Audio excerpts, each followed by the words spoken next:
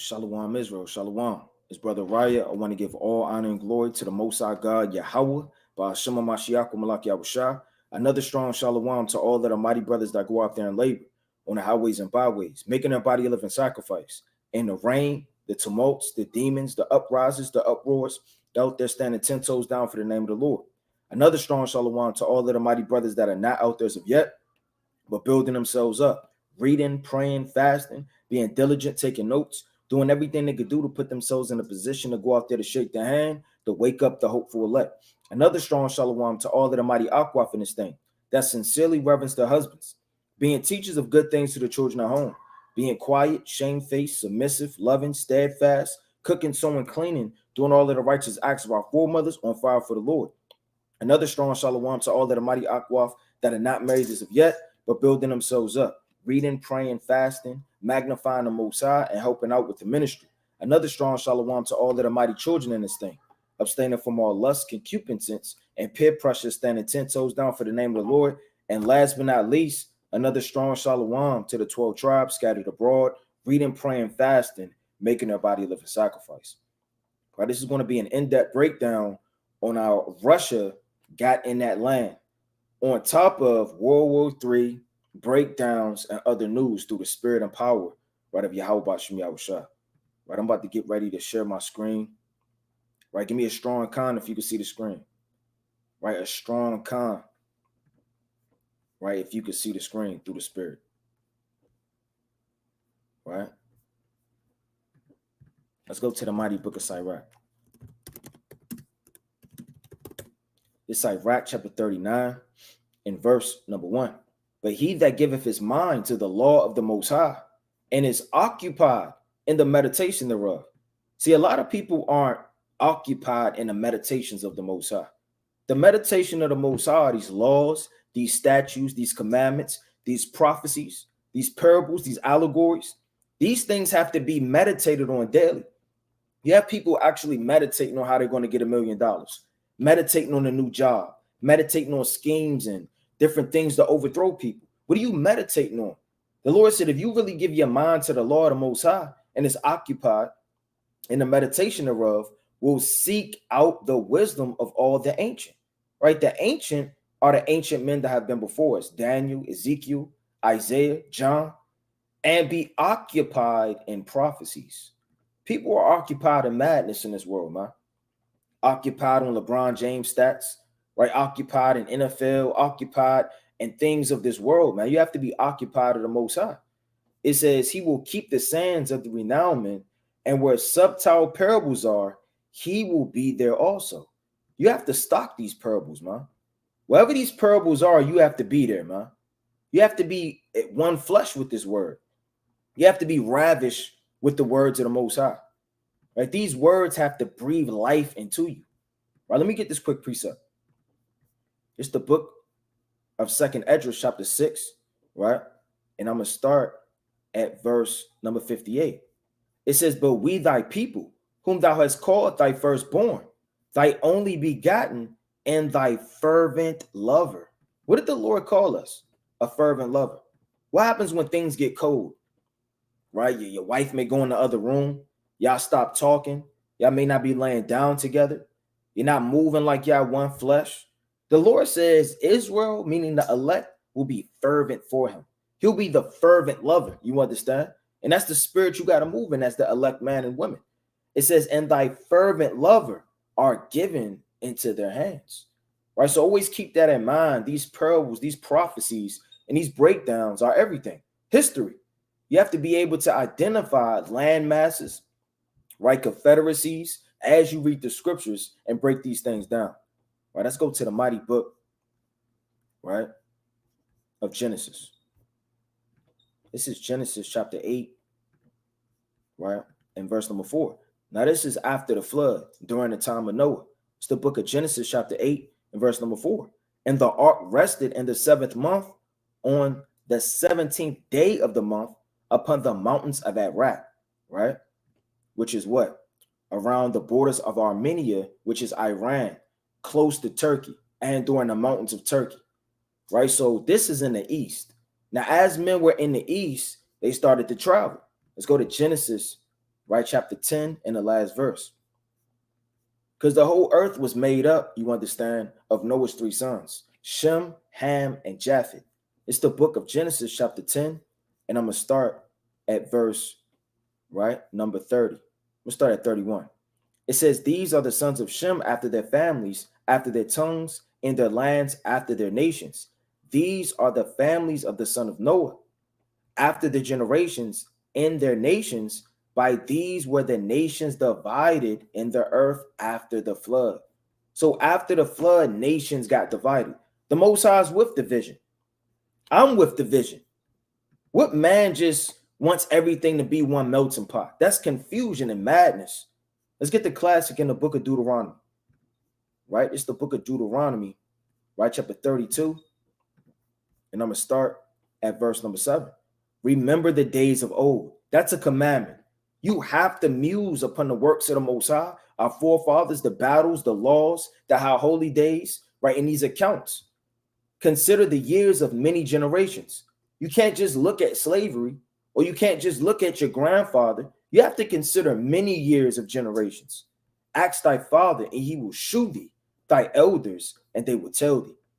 When the Most High divided to the nations their inheritance, that's during the time, you understand, at the table of contents, right? The table of nations in Genesis, the 10th chapter. The Lord divided things. The Most High is perfect. So division is important on the earth. Even every beast adaptive and according to its kind, right? Like it says in the book of Sirach. You don't have a penguin walking with a zebra or a zebra with a pigeon, right? Everything is divided up in its perfect natural order. It says when he separated the sons of Adam, he set the bounds of the people. When he set everybody to their exact coast, right, their region, right, and where they're going to be at, according to the number of the children of Israel. For the Lord's portion is his people, and Jacob is the lot of his inheritance. Right, going back to the book of Genesis, chapter 11 and verse 1. The whole earth was of one language and of one speech. And it came to pass as they journeyed. So keep in mind, they're traveling from the east, from the mountains of Iraq, and things are getting split and division is happening upon the earth. This is all the will of Yahweh Shem Yahushua. And as these nations start to travel the coast and they start to go to their different inheritance, it says they found a plain in the land of Shinar and they dwelt there. Right, let's go to the mighty book, right, of Genesis, right, chapter 10. This is Genesis chapter 10 and verse number 1. Now, a lot of people think in Israel, I'm not sure why, that Esau, right, is Japheth, right? And that's not the truth. That's not according to the precepts, right? Esau does not come, right, from Japheth, right? Contrary to popular belief, when people read Gomer, right, when people read Gog, Magog, they associate that with the table of contents. When you go to Genesis, the 10th chapter, the table of nations, and they look at it and they try to link it up and say, well, you see that Japheth is Esau, right? This is talking about this. This does link up, but you have to know about that history, right? It says the sons of Japheth, Gomer and Magog and Medan and Javan and Tubal, Meshech and Tyrus. Well, now I want to touch on that, right? And it says the sons of Gomer, Ashkelon, Resphlah, and Togarmah, right? Now I want to dive into this real fast. All right. Now this is some Russian history, right? Before Russia, before the Russians. So what was going on in the land of Russia, right, as we know it today, before the Russians came in? Who was inhabiting that land? What was that land given to? Who tread up and down, right, the Isles and the hills before the Russians came in? Because contrary to popular belief, everyone wasn't just born in their Pacific countries and isles and coasts. They all traveled. They all started at a Pacific location and they multiplied upon the earth. That's why we went to the foundation in Genesis to break that down. Right, let me go back to that real fast. Let's go to Genesis chapter 10, right, in verse number 5.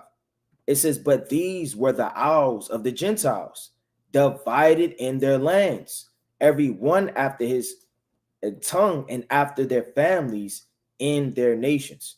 So when the Lord split up everything, right, you had different nations dwelling in different land masses, and they traveled over time. Wars were raged, you understand? Different times and generations and things have transpired to where Esau has moved not just at the Caucasus Mountains, right, of Georgia, Russia, or not just at Mount Seir, but he's moved all over the place of the earth, rape, robbing, and murdering, and conquering lands, and destroying the innocent, right? Now I want to touch on this real fast. It says Russia before the Russians, right? Now you have, it says, how did the Russians get into Russia? The first known people to set their foot on Russian territory were the Sumerians. Right now, when you actually go into it, I want to touch on this real fast. This is a biblical map, right? You have the land of Ham, right? The land of Shem, and then you have the land of Japheth as things were divided going into it. Now, these will be your Africans, right? We come out of Shem, and then you have your Pacific Islanders, right? Now, under the Pacific Islanders, you have an umbrella, right, of your Micronesian, your Melanesians, right, and your Polynesians, which break down of all your people of Hawaii, right, Tonga, right, people of Fiji, right, during the Solomon Islands and things like that, upon the triangle. Now, that triangle in the Isles around Solomon's Island, like I said, were the Polynesians, the Melanesians, and the Micronesians, when you go into that. And most I will, we're going to touch on that later on in the lesson, right? So you have Japheth dwelling amongst this region, right? Where the land, right? Magog, Gomer, Meshach, right? Tamara, Tabal, right? And Japheth. So they biblically were around this region from the very beginning. Right now, it says these men. Right now, when you go into history, I'm going to touch on this real fast because I just mentioned it. You had your triangle during the Isles.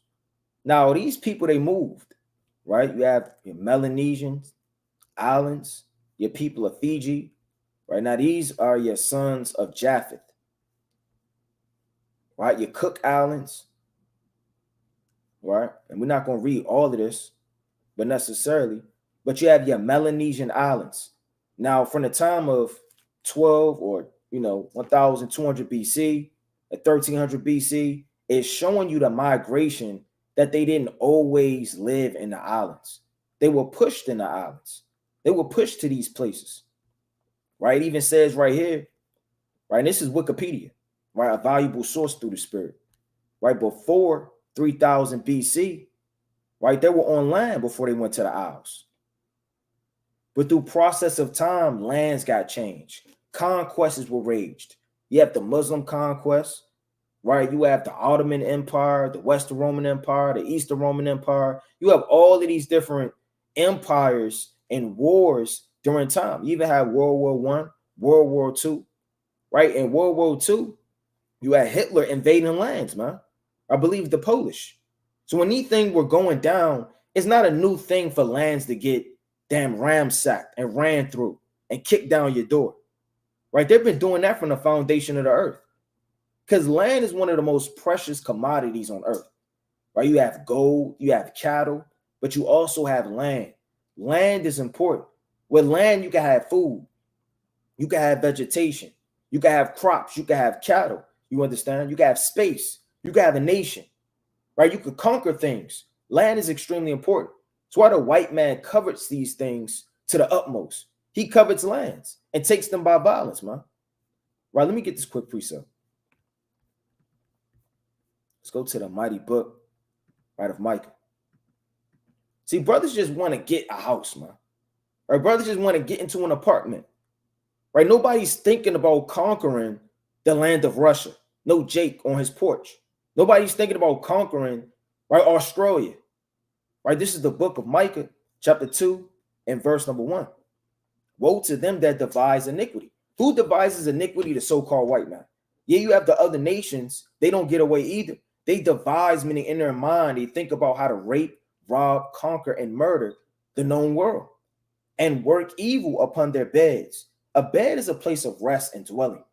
Well, like it says in Job, the 7th chapter, upon my night, upon my bed, I toss and turn. So you come up with ideas, that's where you rest, right? But they can't get no rest. It says when the morning is light, they practice it because it is in the power of their hand. It said when the morning is light, they practice it. Meaning what? They've been thinking about this all night long. All night long, Jake thinking about, is he going to get that scholarship to play ball, man? Right? Jake thinking about whatever the case may be, they woman. Right? No one's thinking about conquering, right, Europe. It says in the morning is light, they practice it because it is in the power of their hand.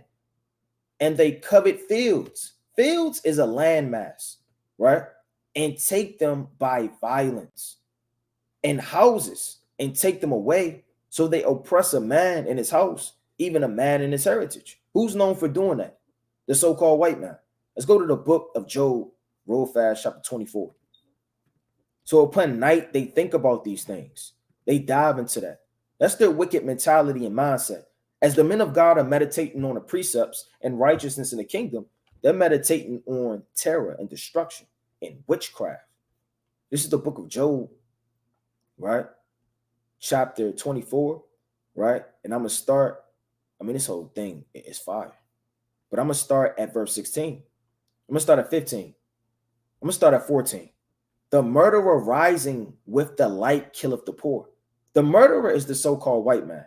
Rising with the light, meaning he was up all night. He's the children of the night.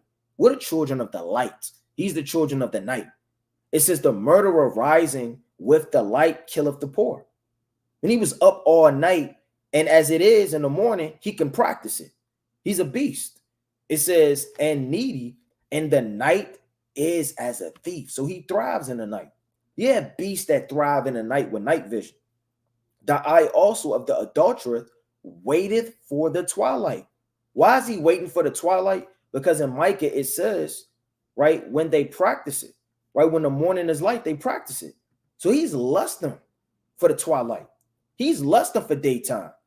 That all night of his rape, rob, and murdering lands, he's mocking it during the night. Yeah, I'm going to take that right there. I'm going to do this right there. I'm going to move right here.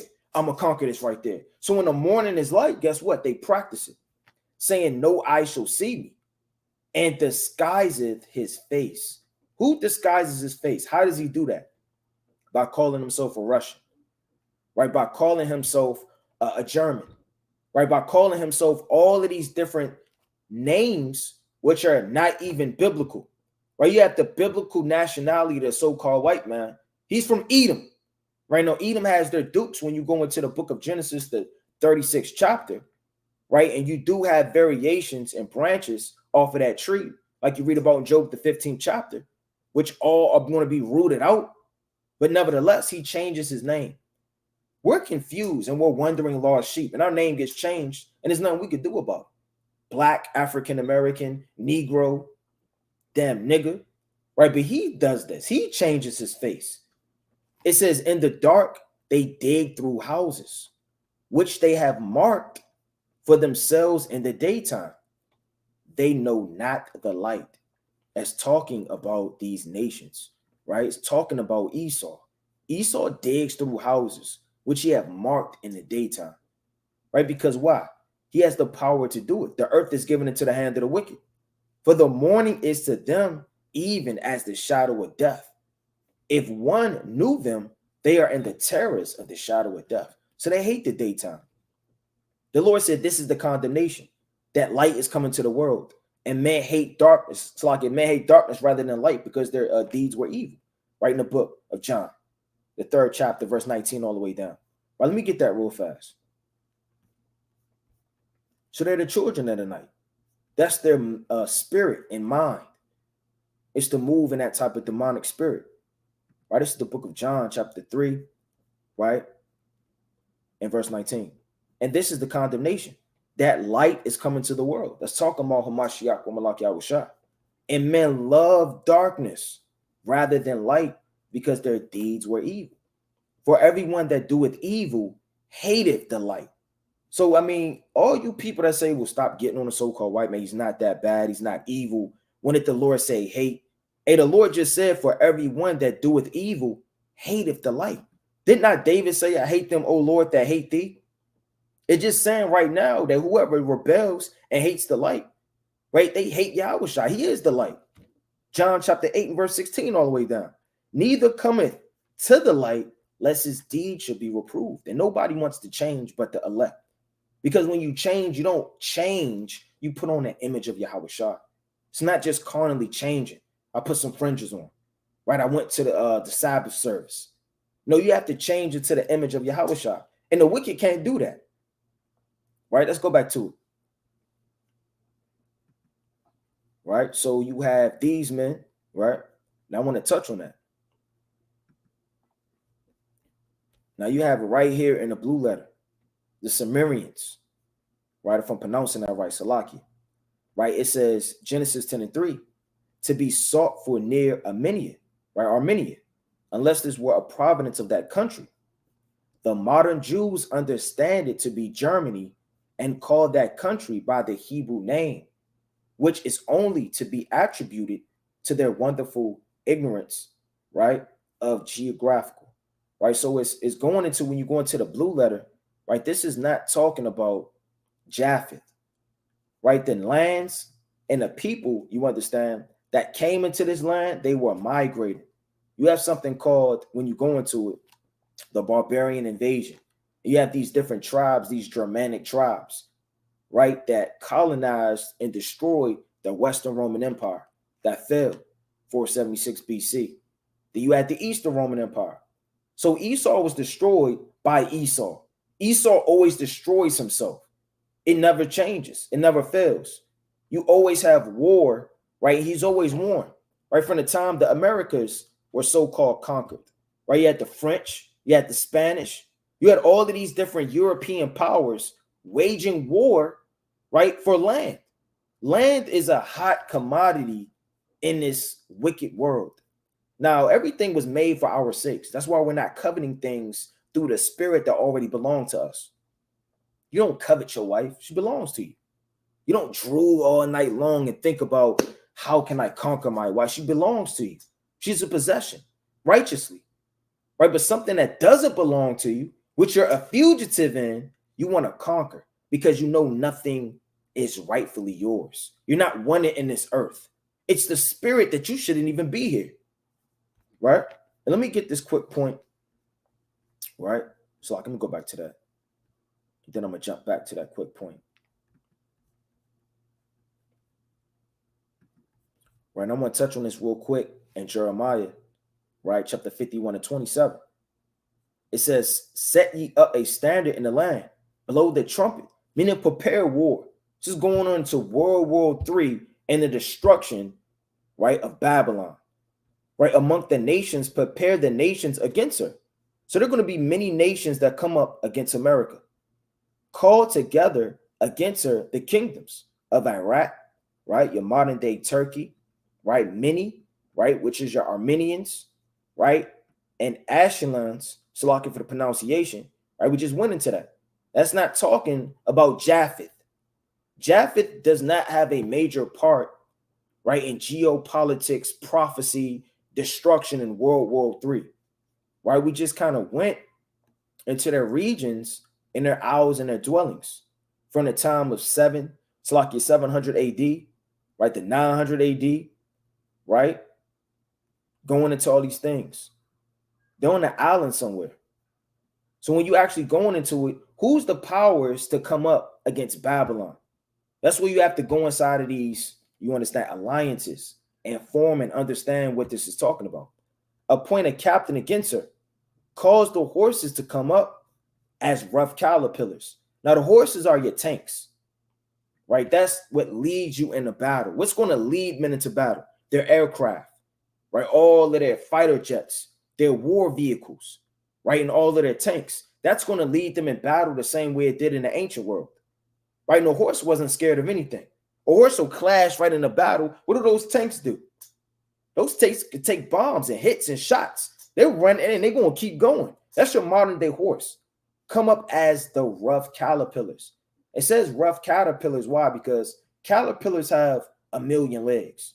And the soldiers in that land, you understand, as they wage war on foot and or in tanks, it's going to be like the multitude of many men, right? That's what it's going into, right? So you have these men, it says they ruled between 1,000 and 700 BCE and were followed by the Cerinthians in 700 BCE, right? When you're going into it.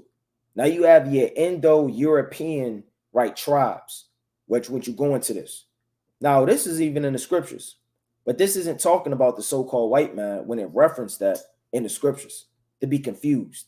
Because a lot of people will say, well, you know what, the Germanic tribes, the barbarian invasion, the strangers in the New Testament that Paul was going into, the barbarians, the Scythians, those we're talking about, right, the so-called white tribes. That's not what that's talking about, right? You have two different labels and or breakdowns of that going into it. I want to touch on that through the Spirit, right? So who were the Scythians? The Scythians were a nomadic confederation of a large Indo-European origin. Now, nomadic means what? They're a traveler, meaning they're always going to different lands. They're nomadic, right? Like a wanderer, right? Like a vagabond. That's the spirit of the so-called white man, right? It even says that he's nomadic, man. Right? Let me get that definition real fast. You can't make this up. You get this real fast, and I'm gonna pull this up.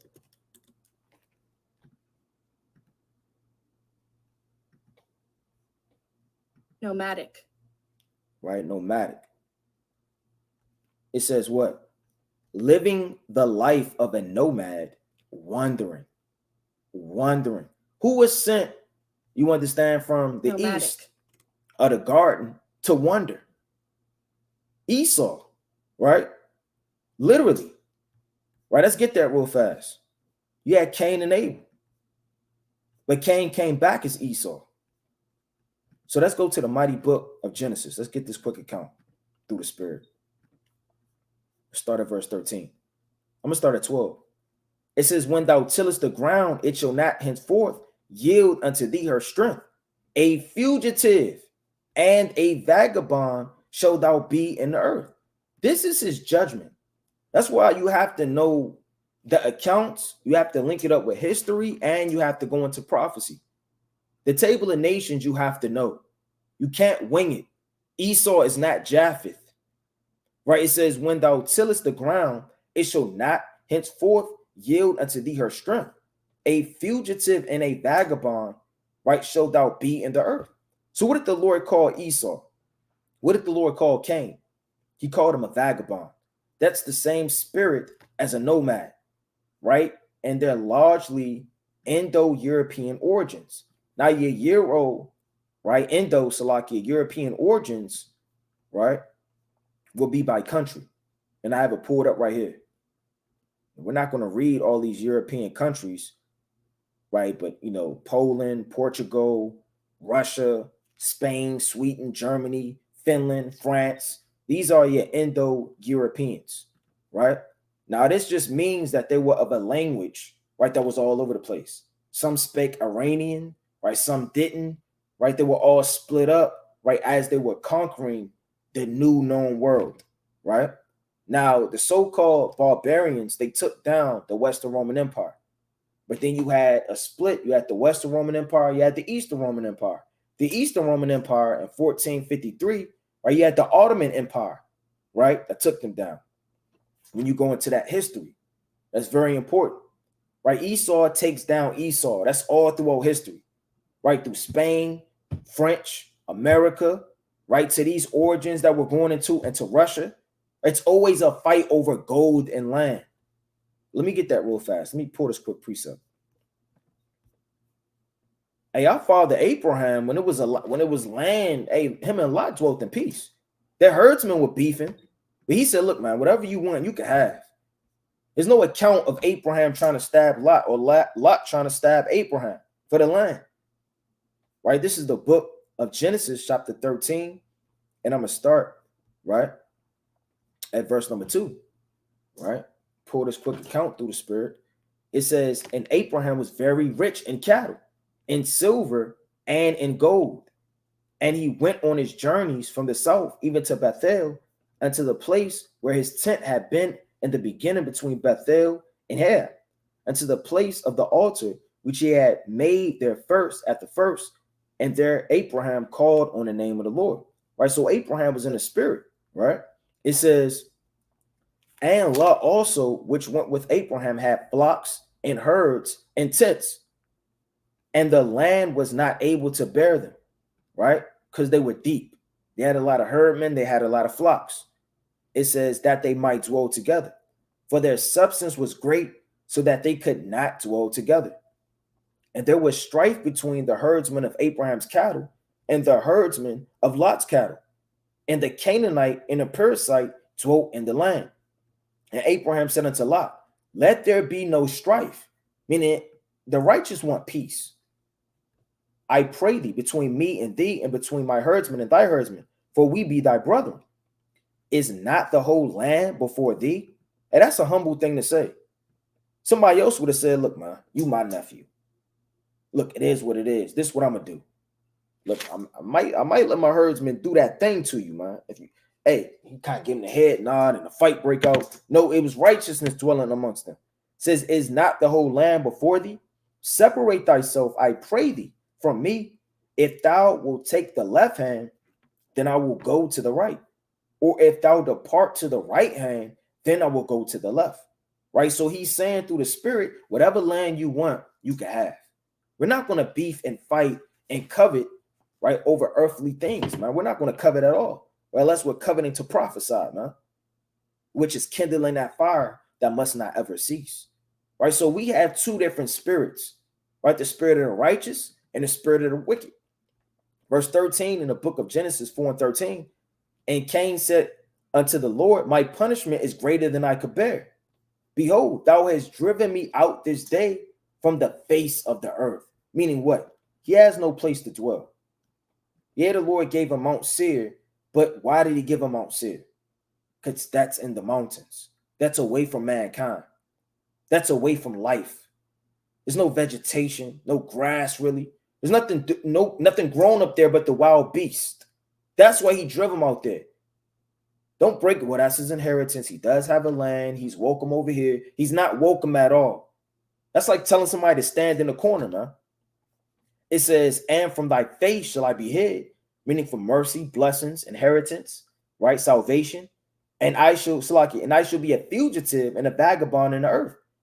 And it shall come to pass that every one that findeth me shall slay me. And he knew that in his heart, that he was on the run. You think that spirit left him?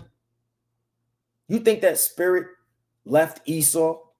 No, Esau knows that he's a vagabond, man. Nobody has to tell him he's a vagabond. It's in his spirit, and he knows that, right? Now, I want to dive back into it, that article.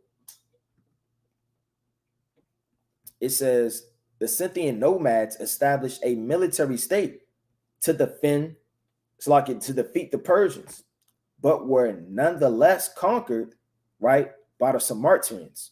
Right now, when you go into this, they say that they're an Iranian,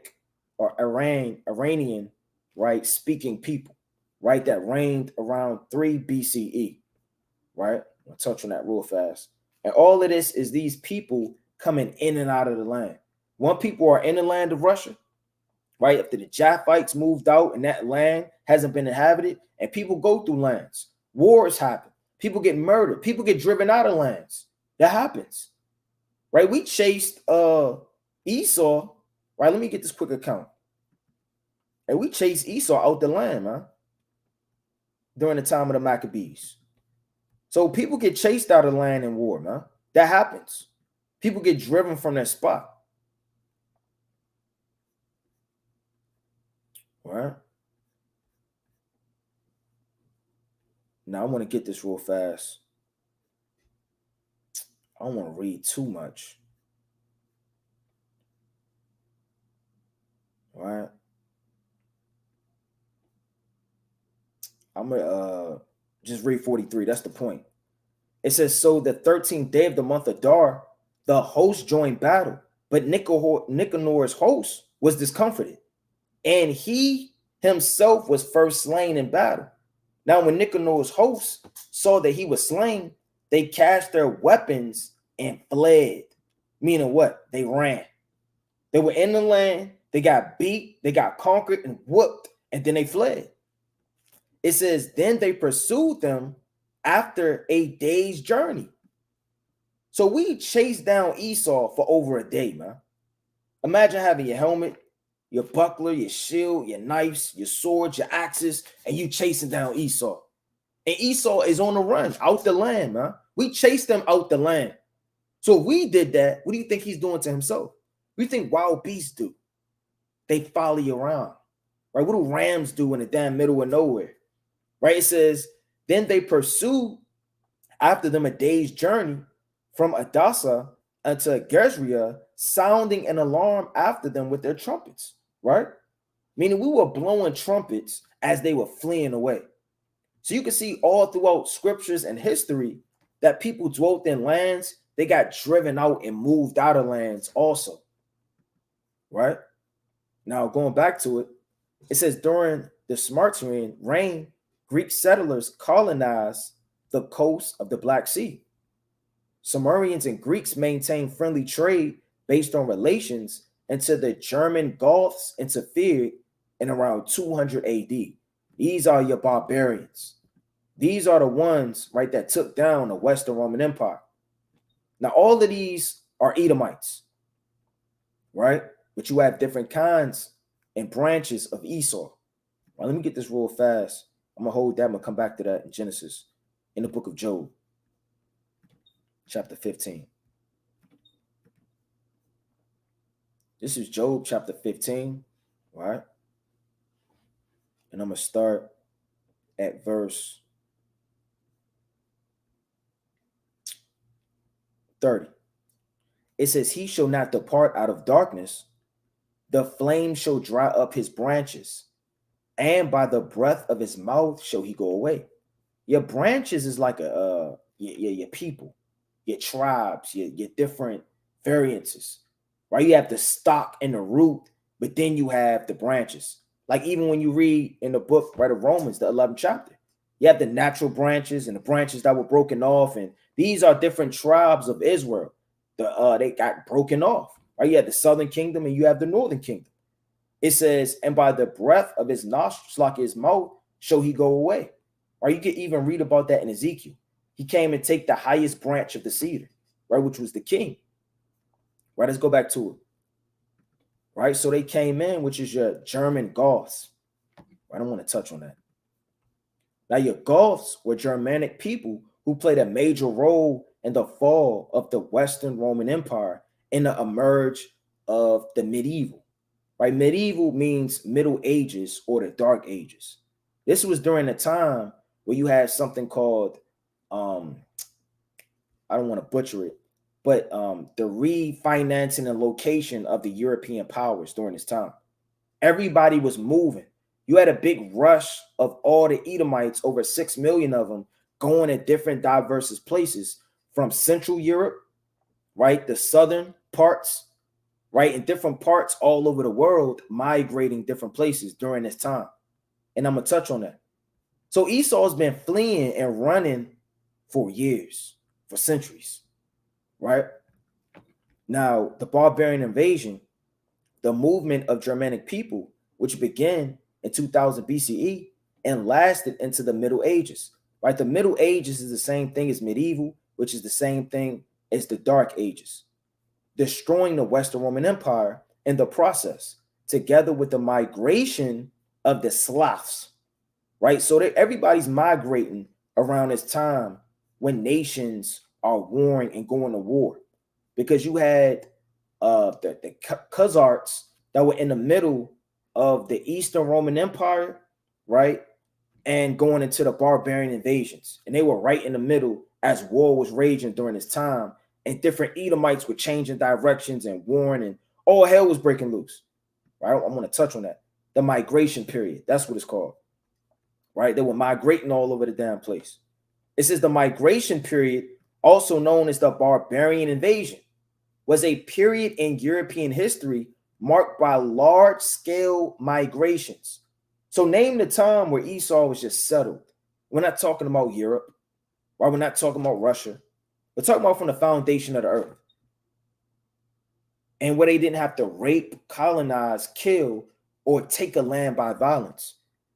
Ham didn't have to take it by violence. Certain nations didn't have to take the land by violence, right? We whooped them and beat them and conquered and was in the land of Canaan. We had to take that by violence, right? Righteously through the spirit, right? But you have certain nations, that's all that they did or ever did. It says also known as the Barbarian invasion, right, was a period in European history marked by large-scale migrations that saw the fall of the Western Roman Empire and subsequent settlements of its former territories by various tribes, and the establishment of the post-Roman kingdoms.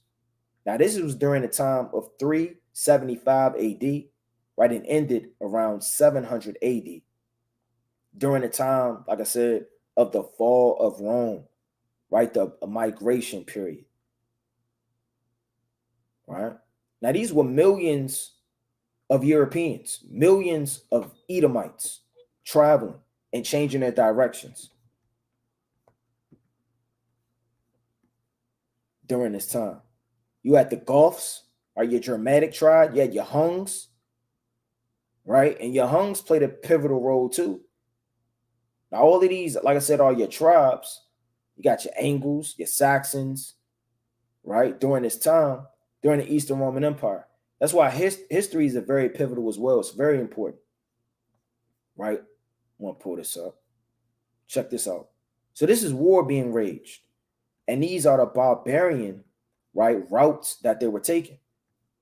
And barbarian just means strange tongue, a strange nation, right? You had your Goths, right, that took down the Western Roman Empire, and you can see where they're traveling through.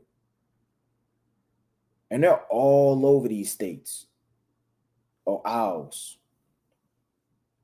right? Your Pits, your Scots, your Burgundians, your Huns, your Vandals, your Saxons, Angles, your Franks, right? Now, I wanted to touch a little bit on the Huns.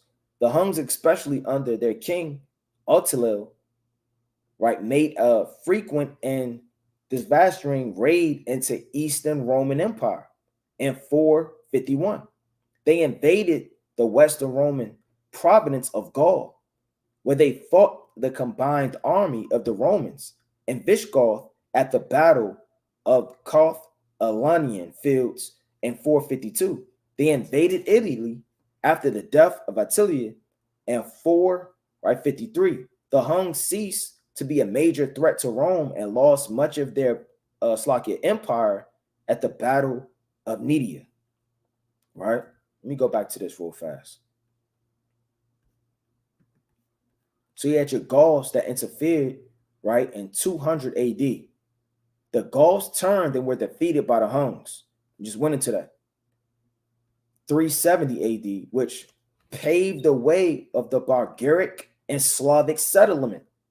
So as Esau is going down, Esau is building, Esau is moving, Esau is traveling, Esau is going through all of these wars, right, to be able to do what?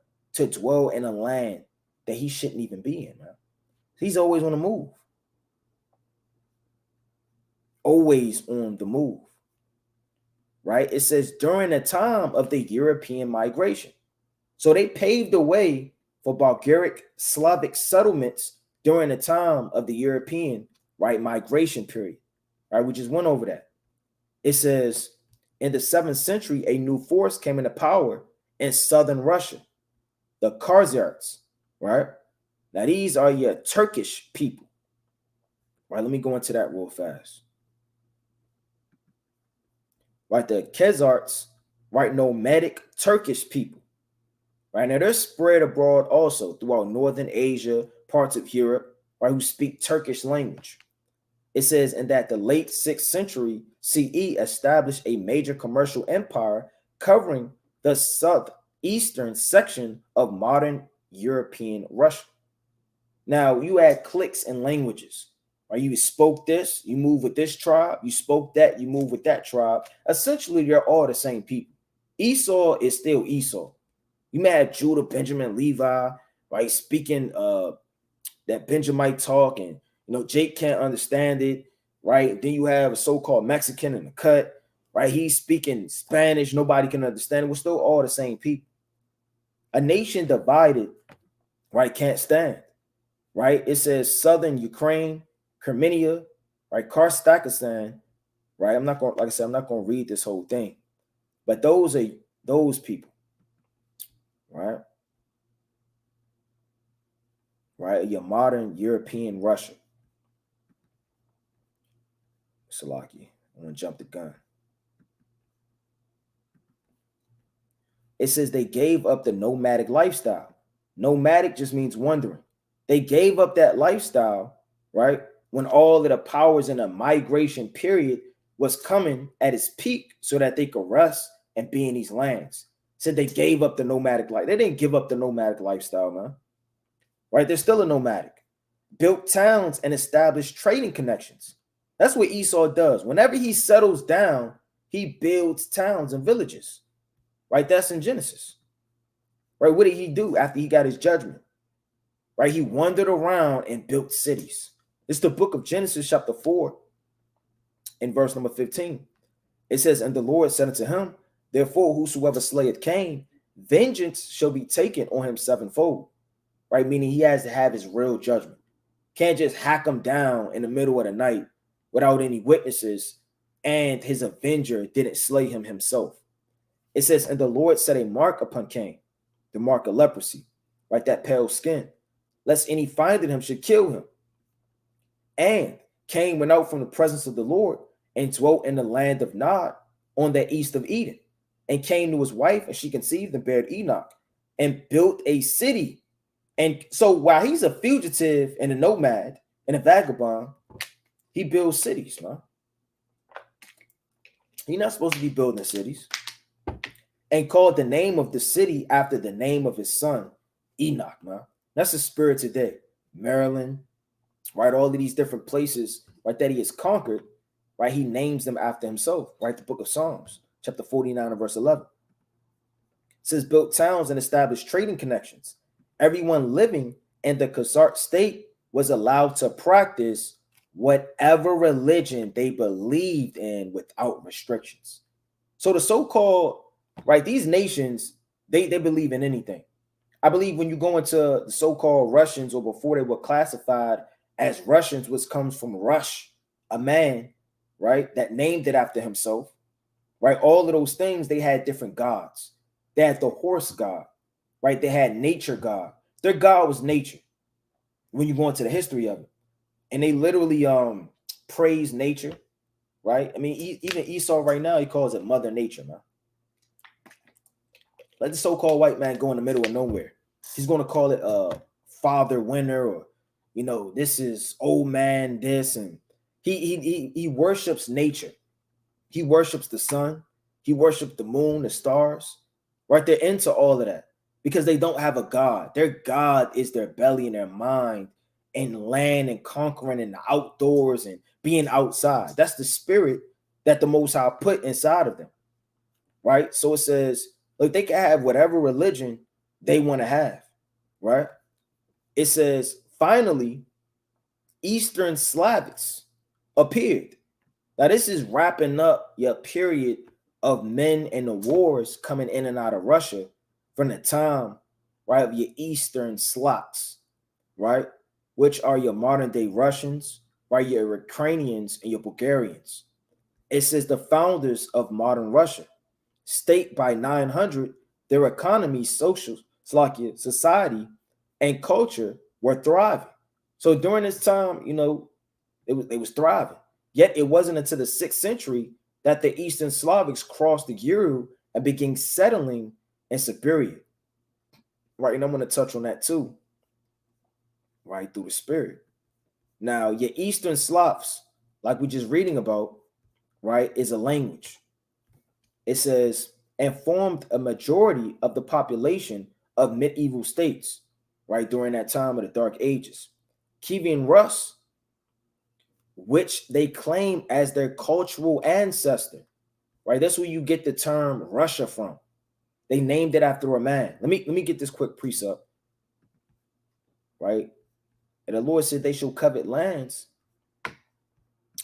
right, and name it after themselves, man. Paraphrasing greatly. Let's go to the mighty book of Psalms.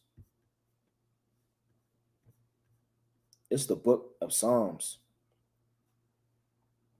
chapter 49 in verse number 11, right? And it reads, their inward thought is that their houses shall continue forever.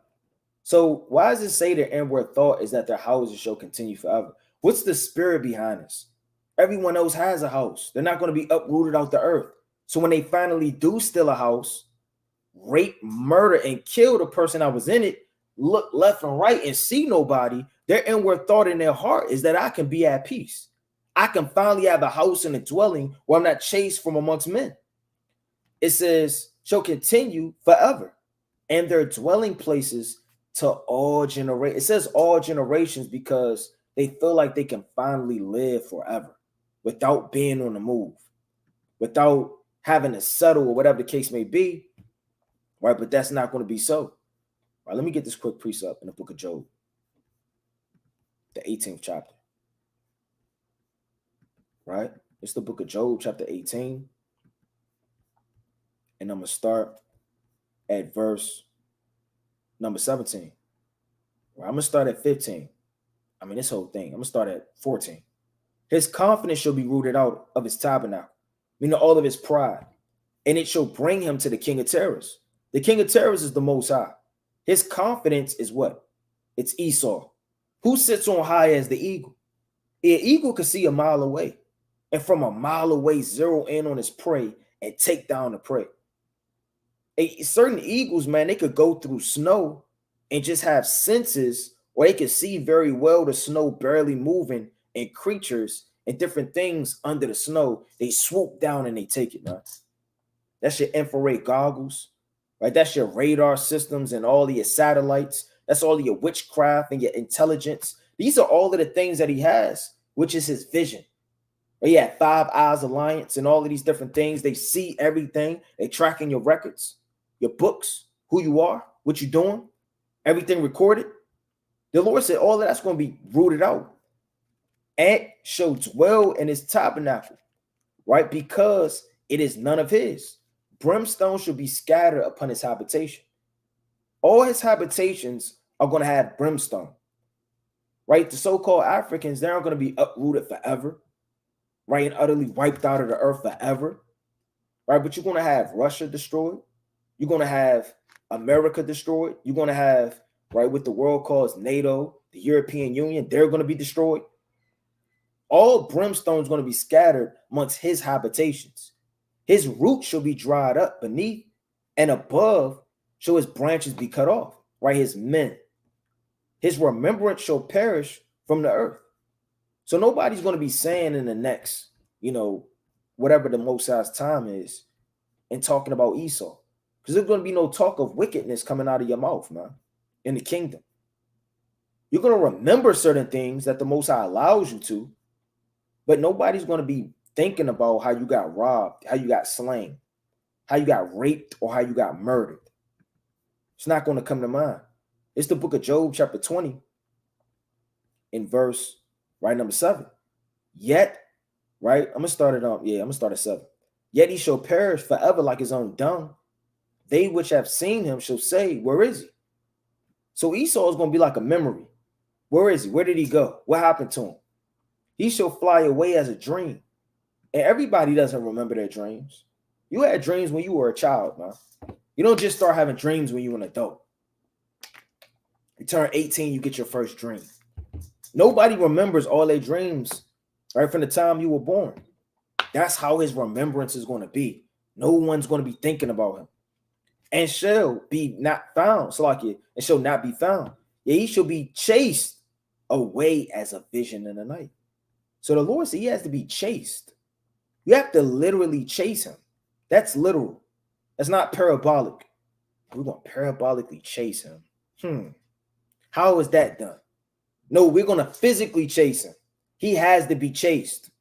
Right? That's Job 18 and 18. He should be driven from light into darkness and chased out of the world. So he has to be chased out of the world. All the things that he has done, he has the answer for. Right? So you have your Eastern slocks, right? Touching back on that again through the Spirit. Right? It says, which they claim as their cultural ancestor, where you get the term Russia from. Today, Bulgarians, Russians, and Ukrainians, right? They're basically East Slavic nations. So Russians and Ukrainians and Bulgarians, they're all the same people. Just because they have a border, they may talk a little bit different, and one has his nose up and the other one really has his nose up as they look at one another, doesn't mean they're not the same people, right? It says, although they often consider subgroup of the Iranian people, right? So after this time, that's kind of your last part of Russia coming in that landmass. And these are the people, right, that are inhabiting it. I want to touch on this real fast because we touched on, right, the Byzantine Empire, which is the Eastern Roman Empire, or how they fell by the barbarian invasions, right, and those Indo-European, right, barbarian tribes that came in, right, chiefly your Germanic tribes, right. The Byzantine Empire fell, right, once and for all in the year 1453 CE, right, when the Ottoman Empire broke through the walls of Constantinople, the cannons, and seized control of the capped cities. Now, the Ottoman Empire, when you go into history, right, and the Germanic tribes, Slovakia, not the Ottoman Empire, the Byzantine Empire and the Germanic tribes, you had Khazar right in the middle. So they were like your neighboring, I guess, bridge between those two powers that were fighting against one another, right? Let me get this quick precept. Let's go to the book of Revelation.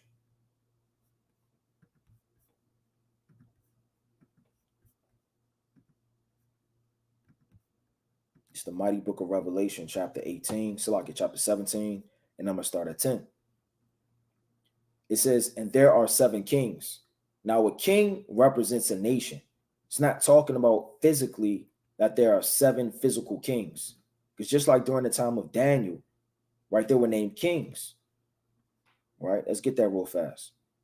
It's the mighty book of Daniel, chapter 7, right in verse number 17. It says, these great beasts, which are 4 kings, which shall arise out of the earth. Now, it wasn't physically 4 kings, right? You had Babylon, right? When you go into it, you had the Greeks, the Persians, and the Medes, right? Then you had the Roman Empire. Those were all empires. So those kings represent empires and or nations. It says that there are 7 kings, 5 are fallen. So when you go into the, like I said, the conquest of Rome, as history, you need to go into that, right? You had the 5 that are fallen, right? You had French, Spain, Germany, Russia, Greeks, Roman, and Great Britain, right? It says, and one is, which is the Roman Empire, because the Roman Empire, as they came into power, conquered all of the other nations right before it, during the Roman conquest. Right, I'm going to see if I can pull this up real fast. I may not be able to. Okay, Con. So this is throughout history and biblical maps throughout time. Right, you had before, right, and after the flood, right, the table of nations, right, during the time of the patriarchs, right, the land of Canaan, right, and all the different maps during the time, right, of Gog, Slakia, Og, and Shalom during the time of Deuteronomy, the 3rd chapter, came before the conquest of Joshua, all right, before we went into that land and boundaries of Israel, right, and etc. When you go all the way down, right, you have the Babylonian Empire, which was conquered, right, and it shows you how much of the land was conquered. The Persian Empire, the Median Empire, and then you go to the Greek Empire and the Diadochi, right? The wars of Alexander the Great and his generals, right? The solution, all of these different things. But then you go to the point, the Roman Empire. And look at all that was conquered.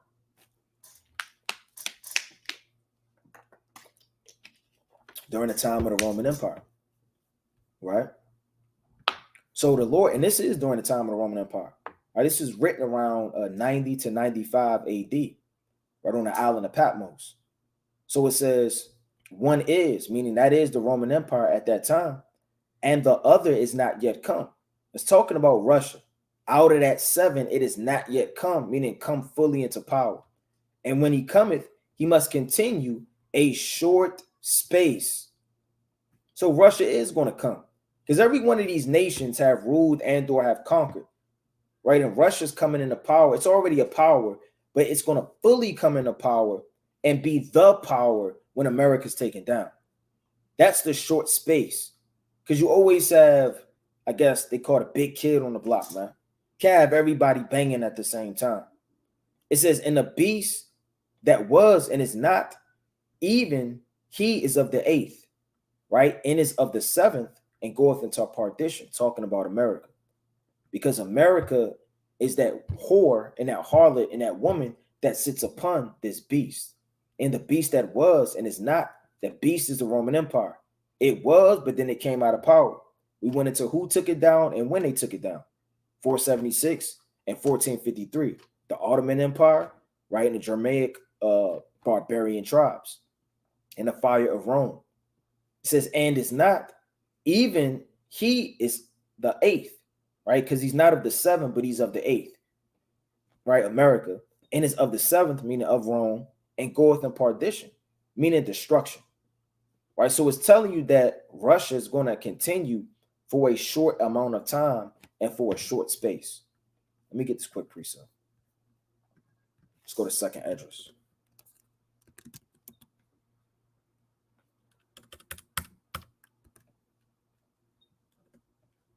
It's 2nd Esdras, chapter 12, and I'm going to start right at verse 22.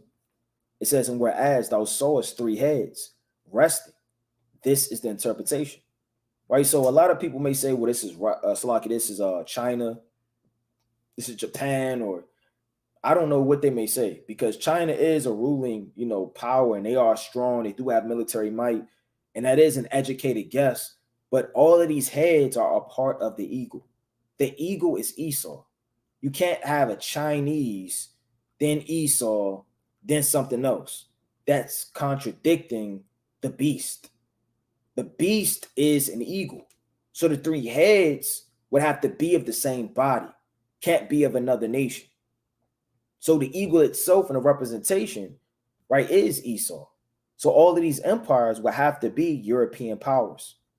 Let's go to the book real fast of 2nd Esdras, chapter 11, and verse number 1. Right, and it reads, then saw I a dream, and behold, there came up from the sea, meaning the nations, an eagle, which had 12 feathers, feathered wings, and 3 heads. Right, going into the 12 kings, right, during the Roman Empire, and the 3 heads.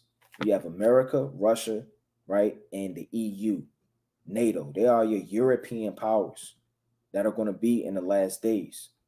Going back to 22, I'm going to start at 23. It says, in his last days shall the Most High raise up 3 kingdoms and renew many things therein, and they shall have dominion of the earth. So who runs the earth? The so-called white man on the left-hand side. The earth is given up into the hands of the wicked, man. Let's get that in the classic, Job. Who else runs the earth? If not where, then who is he, like the scriptures say? This is the book of Job, chapter 9, verse 24. The earth is given into the hand of the wicked. Who is the wicked? Malachi chapter 1 all the way down to 4. He coveteth the faces of the judges thereof, if not where, and who is he? Right? He covers the judges of the earth, right? And covers their faces, that judgment may not appear. That's the wickedness, right, of this man's mind.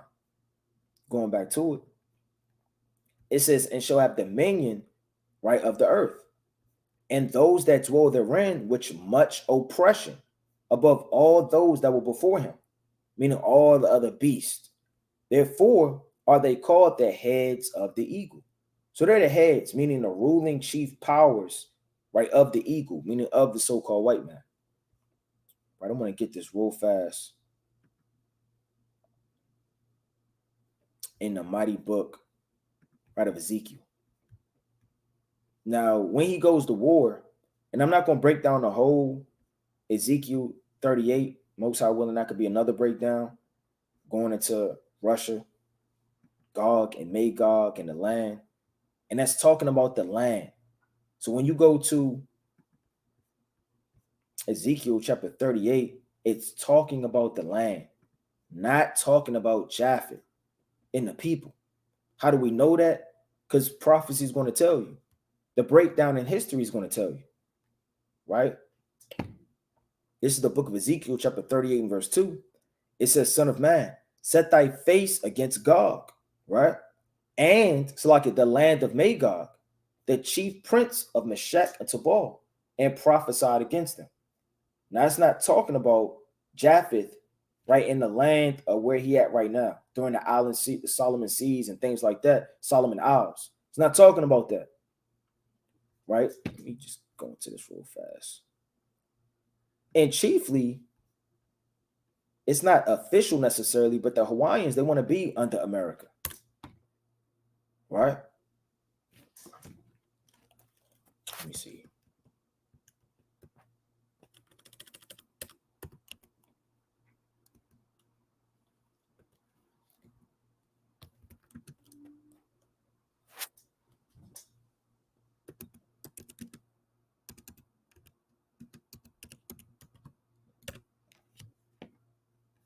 Let me see what we could dig up. I mean, they don't even matter. They're somewhere hula hooping.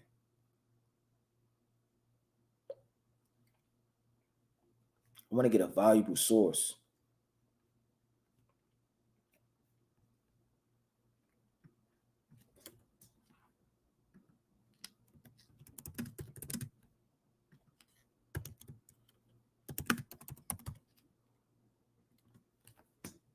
The Air Force does not store nuclear weapons in Hawaii. Why? Because they're under America's umbrella.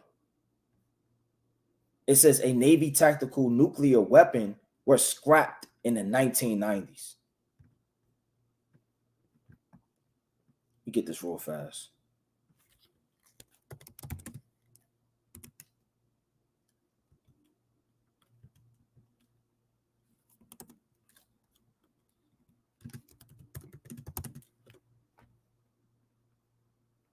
All right.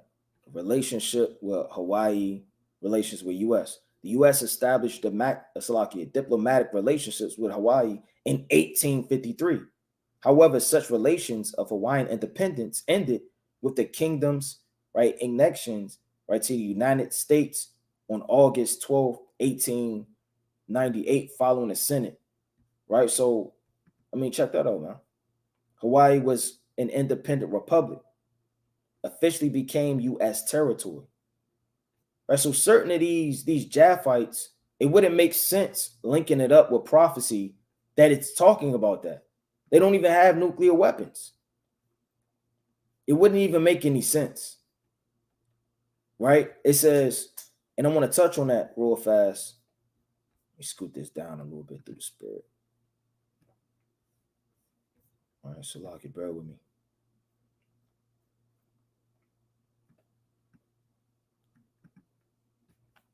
Right? It says, and say, thus saith the Lord God, behold, I am against thee, O Gog, the chief prince of Meshech and Tubal, and I will turn thee back and put hooks into thy jaws. So this is the Most High's judgment, right, upon Russia and all the Confederate nations that are going to come up with Russia that try to take us down in the second wilderness. And I will bring thee forth and all thine army, horses and horsemen, all of them clothed with all sorts of armor, even a great company with bucklers and shields, all of them handling swords. Right, so your modern day sword, right, is a gun, nuclear weapons, and war. Check this out. This is who's going to be the company with Russia. Now, are they accompanied with Japheth? No. It says Persia. Now, I'm going to pull this up real fast.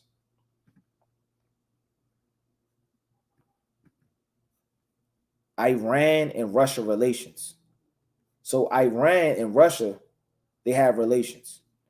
Right? So it says relations between the Grand Duchy in Moscow and the Persian Empire, Iran, officially commenced in 1521, with the Slovak in power, right?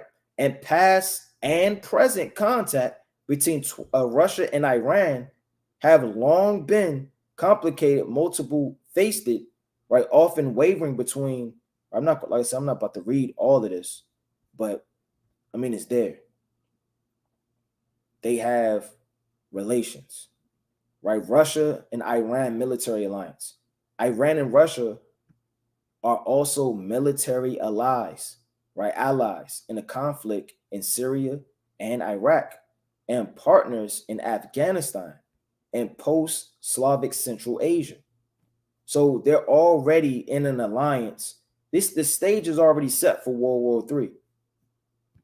Right? So you have Persia, which is your Iranians. You have Ethiopia. Ethiopia is Confederate also with Russia. You have Ethiopian-Russian relations. It says Ethiopia and Russia established diplomatic relations on April 21, 1943. Russia currently has an embassy in Addis Ababa, and Ethiopia, right, has an embassy in Moscow. So they got to be banging pretty close, man. The Ethiopian ambassador to Russia is also, right, accredited to Armenia, right, Bulgaria, and the list goes all the way down to Ukraine, right, all the way out. Russia and Ethiopia military. During the Ethiopian-Eritrean War of 1990s, Russia provided fighter jets and pilots to then Ethiopian Air Force, right? So they're already banging together. They're already allies. They already have military alliances. This would have to be talking about Russia. This cannot be talking, right, about Japheth or any other nation. The stage is already set. Maybe, 1,000 years ago, you have to wait for the books to be open. That's why it says in Daniel, right? Let me get this quick precept. That's how we know knowledge shall be increased in the last days, because prophecy is coming to pass in the last days. It's easy for you to see. It's not a mystery. The stage is being set. The Lord has given you the internet. He has given you the servants of the Lord. This is the book of Daniel, right? Chapter 12, right? In verse number 4. But thou, O Daniel, shut up the words and seal the book. So this book was once sealed. Everybody couldn't understand it. And seal the book, even to the time of the end. Many shall run to and fro, and knowledge shall be increased. Right? So knowledge is being increased in the last days, to the day and the shining light more and more to the day of the Lord. Right? So you have, let me go back to that. Right? You got Iran and Russia relations. Iran and Russia relations, military, right, and diplomatic, right? So like I'm jumping the gun. Hey, but Libya don't get away because they're in there too, right? They have relations.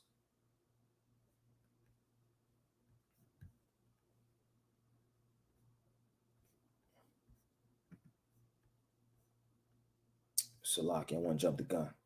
Right, let's go back to the book of Ezekiel.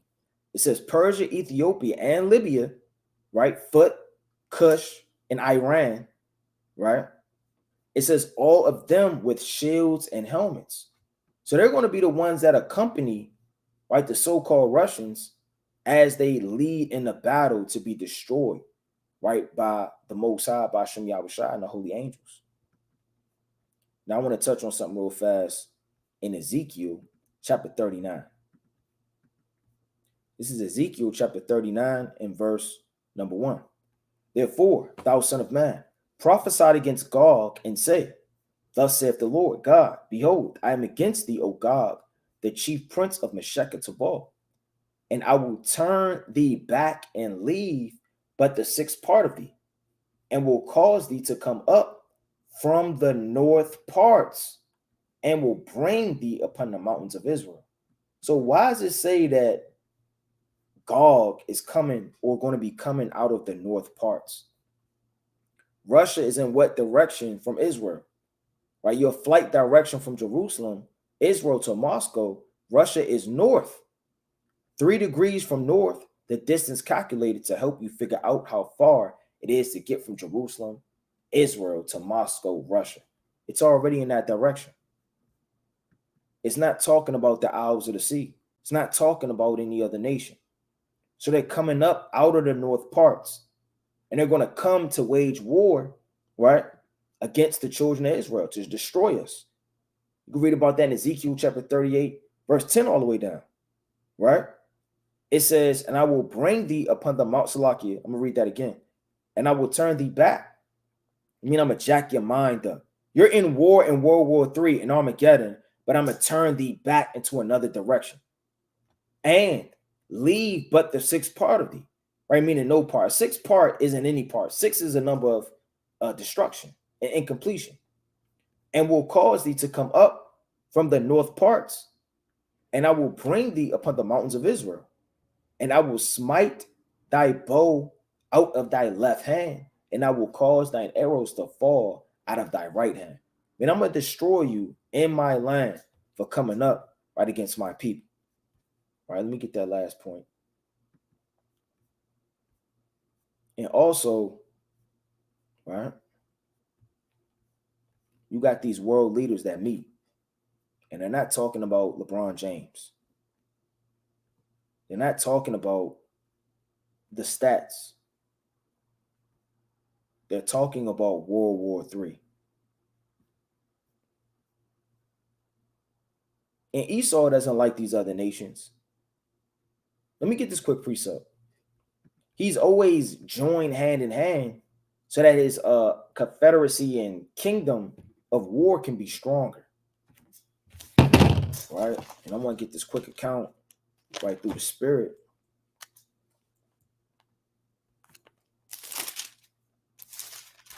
Right, to touch on that.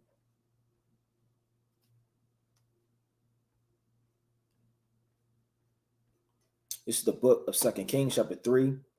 And I'm going to start at 7. And he went and sent to Jehoshaphat, the king of Judah, saying, the king of Moab have rebelled against me. Wilt thou go with me against Moab to battle? And he said, I will go up. I am as thou art, and my people as thy people, and my horses as thy horses. Right? So you had King Jehoram and King Jehoshaphat. And he said, which way shall we go up? And he answered, the way through the wilderness of Edom. Right? So the king of Israel went, and the king of Judah, and the king of Edom, and they fetched a compass of 7 days' journey, and there was no water for the host and for the cattle that followed them. And the king of Israel said, alas, right, the Lord have called these 3 kings together to deliver them into the hand of Moab. But Jehoshaphat said, Salaki, but Jehoshaphat said, there is not here a prophet of the Lord that we may acquire of the Lord by him. Meaning Esau go to war with anybody, man. Esau go to war with the Iranians, right? He'll go to war or confederacy with any of these nations. He'll use anybody to make his military and his might stronger. That's the spirit that he has, right?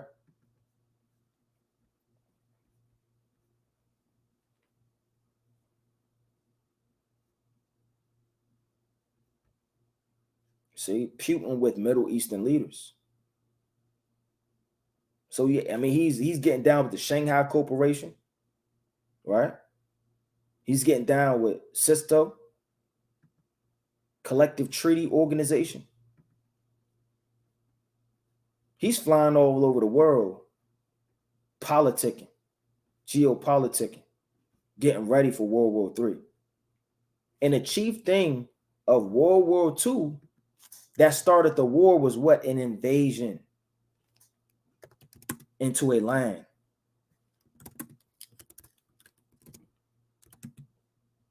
In Poland. World War II began in Europe on September 1st, 1939, when Germany invaded Poland. So what do you think is going to happen when all of these nations are at the borders? Right there, right before Ukraine, and right before Taiwan, they're right before Asia and different parts, and they're saying not to invade or come over our waters. That's going to start World War III. because they're going to enter into their territory, right? Of their enemy's territory, they're going to get shot down, and all of the Confederacies are going to get involved, and then your allies, and all hell is going to break loose. But all praise to the Most High for prophecy and all of that kicking off in the last days, right? But let me get this closing precept. All right, let's get the mighty book of Revelation. It's the mighty book of Revelation, chapter 3, and verse number 2. Be watchful, right? You have to keep watch and strengthen the things which remain that are ready to die. For I have not found thy works perfect before Yahweh. Remember therefore how thou hast received and heard, and hold fast, and repent. If therefore thou shalt not watch, I will come in thee as a thief, and thou shalt not know what hour I will come upon thee. So continue to keep watch, continue to be diligent. Make your body a living sacrifice. Stop with the excuses. The Most High and the holy angels are not, they don't have an excuse book. It's not a tardy book. You don't take any days off. You can't call off. You're either in this truth and in the garden and doing the work and sacrificing yourself as you should, spotless and blameless, as a sheep, right? Or anything else is imperfection, and you will be destroyed. Continue to do the work of the Most High. Continue to stay diligent. Continue to have the fear of the Most High, right? And do all things to magnify Yahweh Shem Yahushua. The Most High willing, this was edifying, right? Most High willing, I could come back with part 2 and do another in-depth breakdown, either breaking down Ezekiel 38, 39, and or whatever the Most High put on brother spirits. But with that, Yahweh Shem Yahushua, Barakathum, Shalom.